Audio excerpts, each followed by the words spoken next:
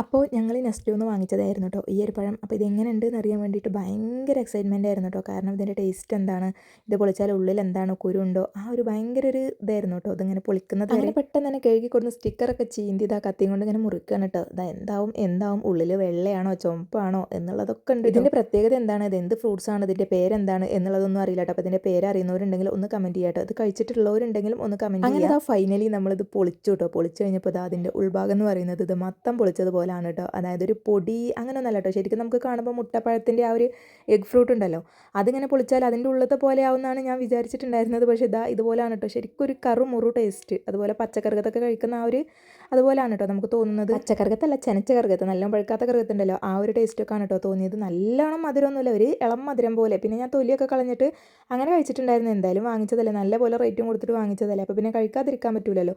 സച്ചുക്കും ഫാദിക്കൊന്നും വല്ലാണ്ട് ഇഷ്ടമായിട്ടുണ്ടായിരുന്നു. വാങ്ങിച്ചതല്ലേ എന്ന് വിചാരിച്ചിട്ട് സച്ചും ഫാദി ഓരോ കടി കടിച്ചിട്ട് അവിടെ വെച്ചു കേട്ടോ. പിന്നെ ഞാൻ കഴിച്ചു. പിന്നെ ബാക്കിയുള്ളത് കുഞ്ഞാക്ക വന്നപ്പോൾ കഴിച്ചു കേട്ടോ. കുഞ്ഞാക്കാക്ക് അത്യാവശ്യം ഇഷ്ടമായിട്ടുണ്ടായിരുന്നു. പൈസ കൊടുത്ത് വാങ്ങിച്ചതല്ലേ, അപ്പോൾ പിന്നെ എന്തായാലും എനിക്ക് കുഞ്ഞാക്കാക്കും ഇഷ്ടമാവും കേട്ടോ. അപ്പോൾ വീഡിയോ ഇഷ്ടമെങ്കിൽ ലൈക്ക് ചെയ്യാനും ഷെയർ ചെയ്യാനും സബ്സ്ക്രൈബ് ചെയ്യാനും മറക്കല്ലേ.